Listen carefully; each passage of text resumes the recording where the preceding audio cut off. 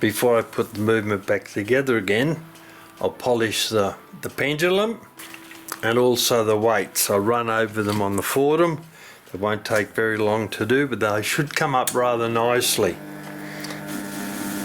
I'll put a bit of red polishing compound on the buffer, turn it up to about 500 RPM, and then start running across the pendulum.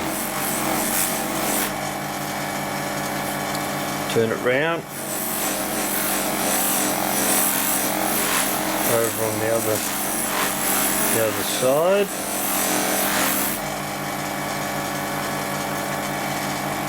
It's a bit rough up there, we'll run over that. And there's a little bit of discoloration there.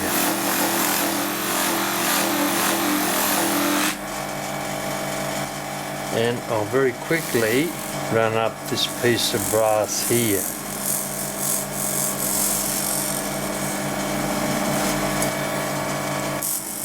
It'll take a lot of the marks off it.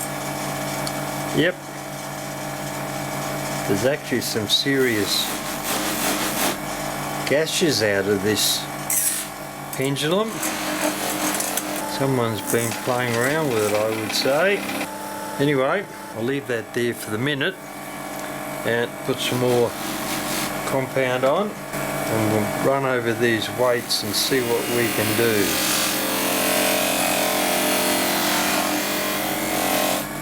Actually, the weights are inside this brass shell, but we'll see if we can put some shine on the outside of the weights.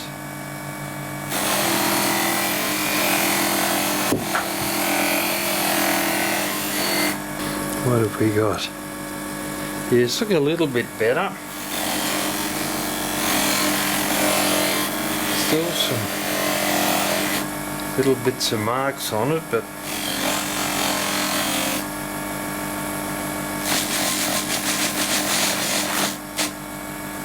it'll certainly come up better than it was.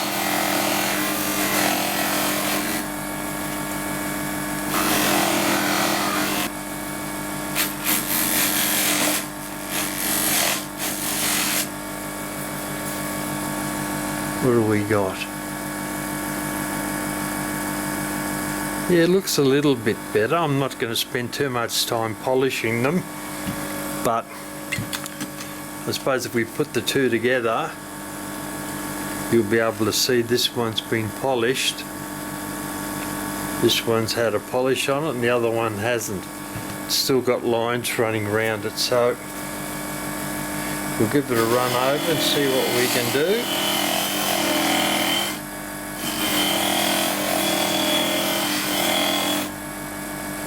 Looks like the striations, the lines are going to stay there. I don't know where they came from, what had caused those markings, and they don't go all the way around either.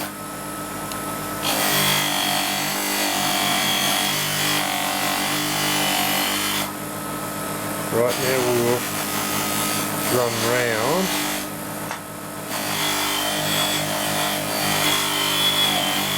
And then we'll check and see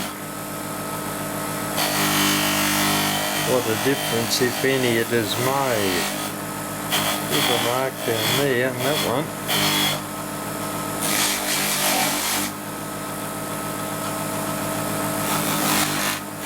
Come round the top.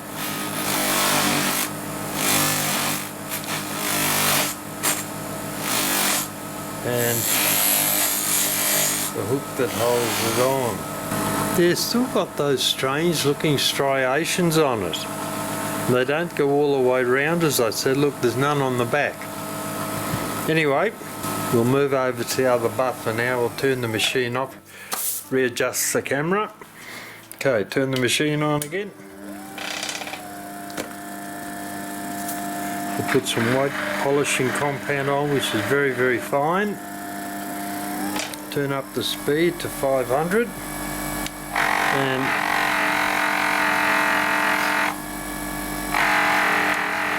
run over the weights.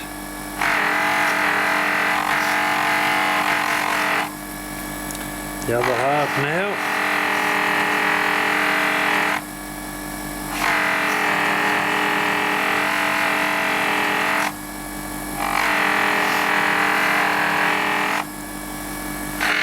The bottom and the top.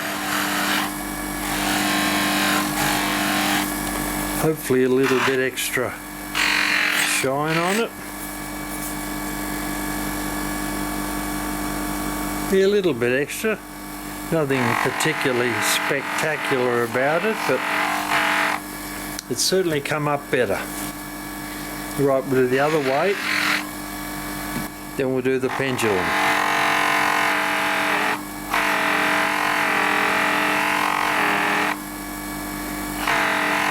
Slowly move backwards and forwards across the face of the pad. Then we'll roll it up and down.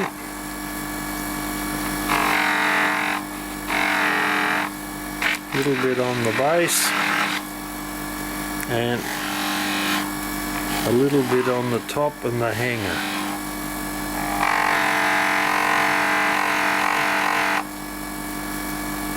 See what we got. Well, they certainly look a bit better than when they went in. Little bit on this piece of brass here, the pendulum rod. That's a bit healthier, and we'll run over the pendulum.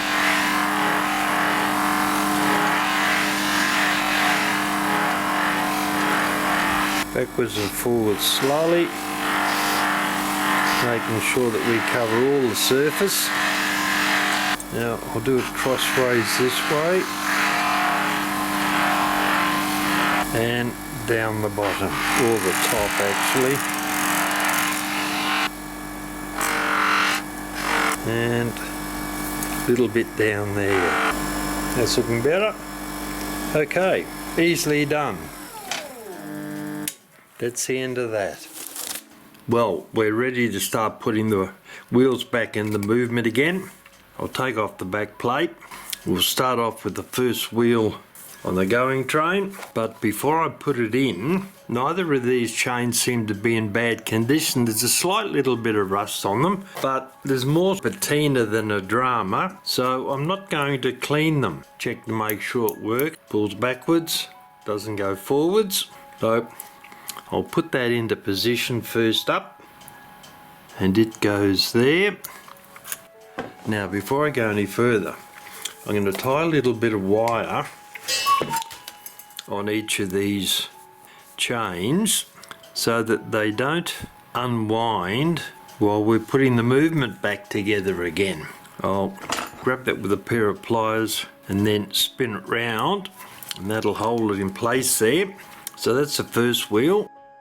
Now the second wheel goes there, and the escape wheel goes there. Where's that hole got to? That's it. Alright, that's the going side train at the moment. Put that chain aside. Now another small piece of wire, not quite as big as last time. Get that ready for the next chain. That's the strike side first wheel. We'll put the chain over it. About the centre will do, it doesn't matter particularly. Drop it over the ratchet, winds backwards, doesn't wind forwards. So we'll hold that nice and tightly and slide that into the front plate, which goes there. And then once again, a small piece of wire to tie the links together so they don't fall off while we're putting the movement back together. We'll cut them off before we put the movement back into the case. Right, first wheel's in, second wheel's in of course. Second wheel has got the gathering pallet on it. Put in the third wheel, which is the warning wheel. It's not particularly easy to see that hole. It's sitting in a sitting in a shadow zone there. A little bit more light might be an advantage. And that goes in there. Alright, torch away, and the fly goes right at the top of the train, which is there. Alright, there's our movement set up. Now have a look and see what else we've got here. 1, 2, 3, couple of feet there. And our pallets. It's caught up, alright. Have to take that out and put it back in again. Our pallets and crutch, but we'll have to open the plates up again once we put the back plate on. Alright, back plate goes on. Push it down a little bit, being a bit careful not to break any pivots. And we'll put a nut on that pillar there. Somewhere is the mini spanner, and there it is. So, keeping a grip on that from the bottom, we'll now start to put the pivots into the bushings. Actually, that top plate can go down a little bit more, I think. Alright, what have we got at the back here? First wheel, hammer lever, that's out a bit. I think I'll take the fly out for the moment. Actually, it looks like it's fallen out. It might give us a bit better chance. First wheel, second wheel's not in.